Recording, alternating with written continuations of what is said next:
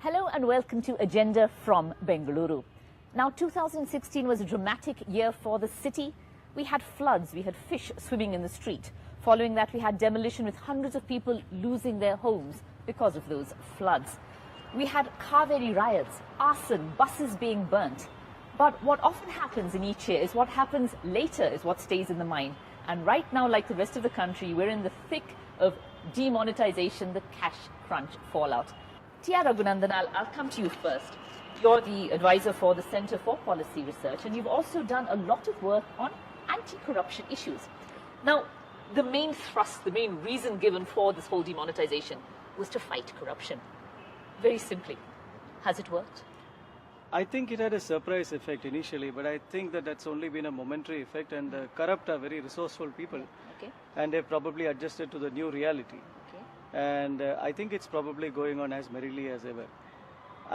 In all fairness, if this is the beginning of a war on corruption, which would comprise of several actions, which includes, in my opinion, political party accounting reforms, which is one of the most important, these campaign reforms, etc., then maybe it will have an effect. As a first step, as they a are talking first about step. political parties as well. But today it does not look like it is going to be the first step, simply because the government has been doing firefighting for the past 1 month. Every political party is got their hands in the corruption pipe.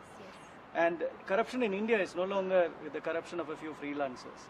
It's a networked corruption. Institutionalized. Yeah, it's institutionalized because you have prepaid and postpaid arrangements.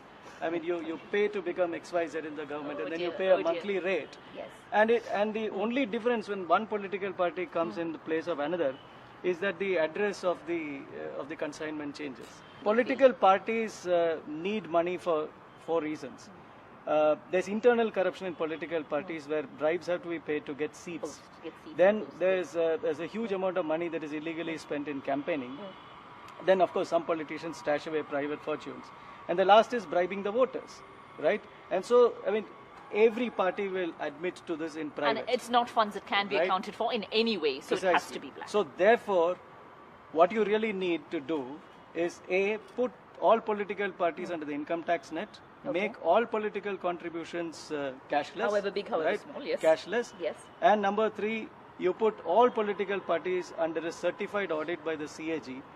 And number 4, you ensure that the election commission's rules are changed so that there are no more loopholes in how to fudge on campaign finances. It's more loophole than rule. Harish Bijor, as a brand expert, as somebody who knows image, what has this done really for the government? Well, first of all, we are just about emerging out of a state of financial emergency, as I would call it, because, this emergency is something that will hit every Indian home, not only the 6% corrupt Indian homes, I mean, not even homes, individuals maybe.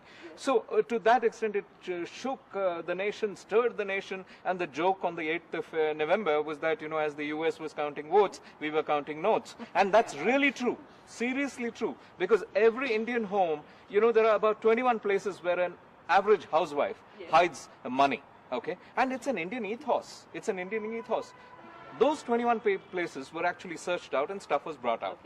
The nation was stirred for sure. The nation was shaken for sure. In fact, I was one among the first ones who said this is a terrifically bold move. You thought it was great? I thought it was great. And I actually said, I actually put Mr. Narendra Modi in the league of Morarji Desai, in the league of Indira Gandhi. I'm sure he's not going to be too thrilled to be in that league. But the point is, in that particular league. But, what it really did is, it has shaken the faith in currency. Because currency is a faith. It's a faith that every Indian reposes in whatever is in his pocket or in his wallet or wherever else. Promissory notes. Or it's a promissory note. I promise to pay, the bearer a sum of so much rupees. Now that was shaken. And I think that's a big one because that's an image shake to India. The purpose and the intent is noble. I think it's a very noble intent. But the point is the way it was done, I think now I'm questioning that very robust, tick mark I gave it on day 1. Now, to an extent, Indians are possibly fleeing from currency. In the sense that, if somebody offers you currency, you would flee. It's a great thing for a less cash economy. It's a great thing for a cashless economy. But only 76% of Indians are on the internet as of today. I think, we moved from license Raj to bank Raj now. And Bankraj is also not appreciated by people. I know we've been given encomiums to bankers and said they've done a beautiful job, they've done all good. But hang on, guys, all of a sudden, bankers are wearing different antlers all of a sudden. The attitude to the common public is slightly different from it was days ago. From a fight against corruption to making it a cashless society. Now, Mr. Balaji, you're with the social media cell of the BJP here in Bengaluru. There has been a lot of very negative feedback about this move, that it was unplanned, there have been flip-flops, so many changes in regulations over the last 50 days. Did it go wrong? Thing is, it is not to say that thing has gone wrong, because at the same time, see, when government introduces something new, it is the collective effort of the people of India to take it forward. Say, for example, sir was rightly mentioning about the bankers. They did a very good job. Like, we have to appreciate them. At the same time, few in the society, like say bankers, few bankers who actually did all these illegal things that we could see from last 1 month is what has brought bad names for this bank. Collective effort. It sounds voluntary, but the collective effort, the effort on the behalf of people who were standing in the queues, who were suffering to get money, that was not voluntary. It was not something that they wanted to do. People have waited more than 70 years to get some revolutionary moves from the government. The earlier governments, we know, I was hearing Rahul Gandhi speaking few days on channels. He says half of them don't have accounts. Who ruled all these days? It was the Congress who ruled. Professor K. Radhakrishna, Congress spokesperson, you're also a writer and an educationalist also. Are we moving smoothly into a cashless or low cash society? Has this worked? I simply would laugh at the arguments put forward in defense of demonetization. I fully agree with my friend Raghunandan when he analyzes that it is the political party system, structures, and the elections are the root cause of all corruption. And there's somebody associated with the political party? Definitely. All parties. Let us be very, very frank about it. Unless you remove corruption at that particular level, the demonetization is only a misplaced bravado. Black money is parked in the so-called real estate and jewelry and things like that. Not in the form of Not in the form of cash. Mr. Modi, breast beating, arm throwing, Mr. Modi perhaps would like to control his own party people. The agenda is not very sincere. We should try to understand the consumption, production, distribution cycles. Consumption is the mother of creation of wealth. Wealth is created by the private people. It's the private people. I would also consider it is an assault on my right to life. It is an assault on my privacy. It is an assault on my money. RBI is one institution we trusted. It was one of the trustworthy organizations in the entire world. But the image has taken a today RBI, in just these 40-50 days with 60 notifications, it shows sheer thoughtlessness. 60 notifications. Dr. Shubham Singh, you're an entrepreneur, an investor. You're in the money system. Right. How has it impacted you?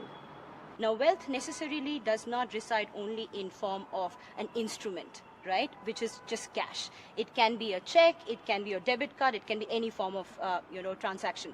Now, talking from the state of economy India is now, right, while demonetization has happened thrice, right, this is the third time, 1946, 1978, and now 2016.